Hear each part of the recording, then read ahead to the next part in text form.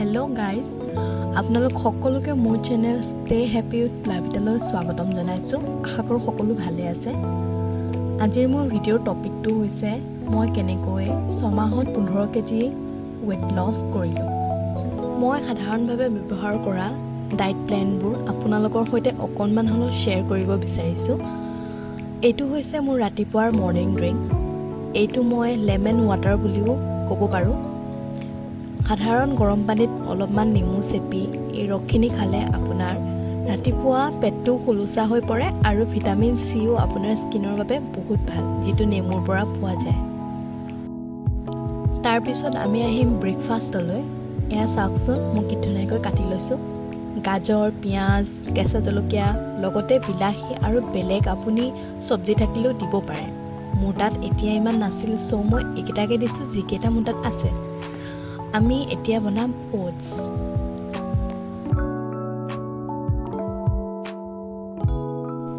এয়া হৈছে ওটছ। এয়া আমি 3 চামুচ ব্যৱহাৰ কৰিম। এনেকৈ ওটছ চব্জিৰ লগত বনাই খালে বহুত ধুনীয়া লাগে আৰু আপোনাৰ পেটটো ফুল থাকে, লগতে আপুনি ফাইবাৰ পালে আৰু আপোনাৰ ৱেইট লছত বহুত সহায়ো হয়।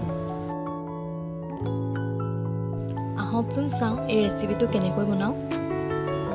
প্ৰথমে কেৰাহীটো গেছত বহাই ল'লোঁ। তাৰপিছত নামমাত্ৰ অলপ তেল ব্যৱহাৰ কৰিলোঁ। যিমানখিনি তেল কমাই ব্যৱহাৰ কৰিব সিমান আপোনাৰ স্বাস্থ্যৰ কাৰণে ভাল, এই কথাটো সকলোৱে জানো। এতিয়া কেইটামান গোটা জিৰা ইয়াত দি দিম।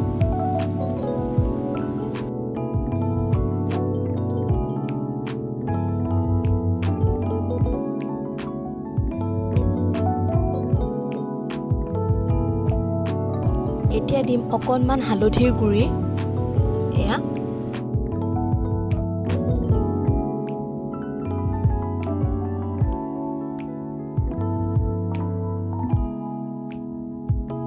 কাটি থোৱা চব্জিখিনি ইয়াত দি দিলোঁ।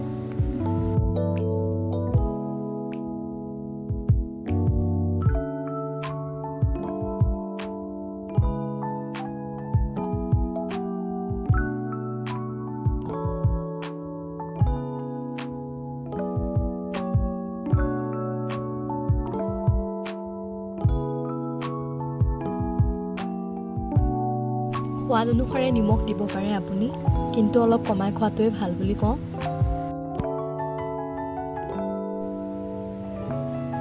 এতিয়া আমি ইয়াত 3 চামুচ ওটছ ব্যৱহাৰ কৰিম। ওটছত প্ৰচুৰ পৰিমাণে ফাইবাৰ পোৱা যায়, যিটোৱে আমাৰ পেটটো ফুল ৰাখে। কেলৰি মাত্ৰা খুবেই কম বাবে ৱেইট লছৰ ডায়েট প্লেনত আমি ওটছটো ব্যৱহাৰ কৰিব পাৰোঁ।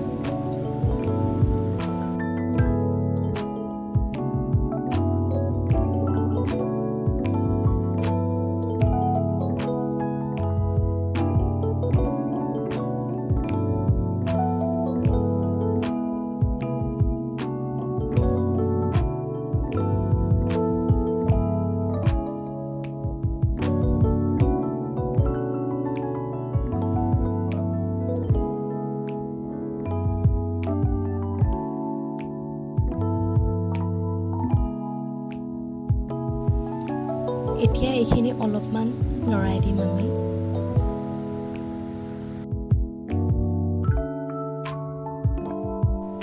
ইয়াত এতিয়া পৰিমাণযুক্ত, মানে অলপ বেছি নহয়, পানী ব্যৱহাৰ কৰিম আৰু ইয়াক ধুনীয়াকৈ ঢাকি সিজিবলৈ দিম 10 মিনিটমানৰ সময়ৰ বাবে।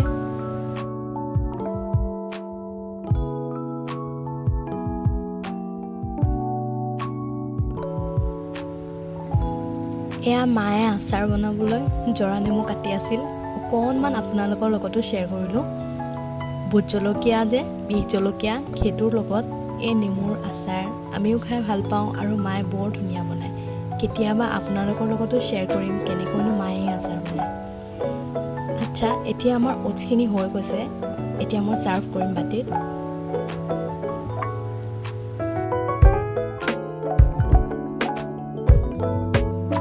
দেখাত যিমান টেষ্টি হয় সিমানেই খাবলৈ সঁচাকৈ টেষ্টি, আৰু লগতে ই ৱেইট লছো দিয়ে। আৰু আন এটা আপোনালোকক ব্ৰেকফাষ্টৰ বিষয়ে কওঁ, সেইটো হৈছে বইল কণী।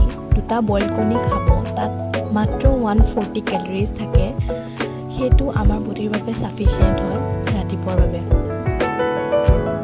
ডেইলি এটা ফ্ৰুট ল'বলৈ প্লিজ চেষ্টা কৰিব ময়ো চেষ্টা কৰোঁ আজি ঘৰত ডালিম আছিল বাবে মই ডালিমেই কাটি ল'লোঁ ফলহাৰবোৰত বহুত ভিটামিনছ আৰু মিনাৰেল থাকে যিবোৰ আমাৰ শৰীৰৰ বাবে বহুত উপকাৰী আৰু আমাক ৱেট লছ হোৱাত বহুত সহায় কৰে এয়া হৈছে মোৰ লাঞ্চ যিটো মই ডেইলি 1 বজাত কৰোঁ লাঞ্চত অলপ ভাত আৰু ঘৰত যি বনাই সবজি তৰকাৰী সেইবোৰে অলপ লওঁ দালি এনেকুৱা প্ৰটিনযুক্ত অলপ বেছিকৈ খাওঁ কিন্তু ভাতটো যিহেতু এইটো এটা কাৰ্বত পৰে গতিকে এইটো অলপ খাব ভাত ৰুটি এইবোৰ যিহেতু কাৰ্বত পৰে এইবোৰ দিনত এবাৰ খোৱাটোৱেই ভাল ৰাতিপুৱা আৰু ৰাতি বিশেষকৈ প্ৰটিনযুক্ত খাদ্য ব্যৱহাৰ কৰাটো উচিত মই কণী ব্যৱহাৰ কৰিছিলোঁ ৰাতি ডিনাৰত পিকচাৰ দি আজিলৈ ভিডিঅ'টো ইমানতে সামৰিলোঁ যদি চাই ভাল লাগিল প্লিজ লাইক ছাবস্ক্ৰাইব আৰু কমেণ্ট কৰি জনাব